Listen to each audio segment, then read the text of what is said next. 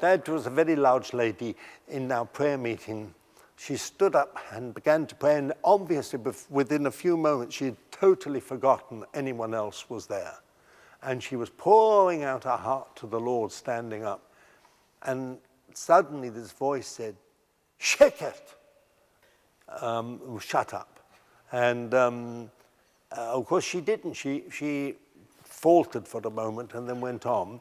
And she prayed for about another 5 minutes. And I watched the bird. I saw the bird. You could see it gathering all the strength it had within its body. And the next minute, this voice boomed across the room, "Shake it!" You know, of course, all the rest of us, we understood completely. It was very funny. And this lady opened her eyes at the heavens, and she sat down, and that was the end. Oh, yeah. She was a good sort. She knew, but she had forgotten us, that we were there.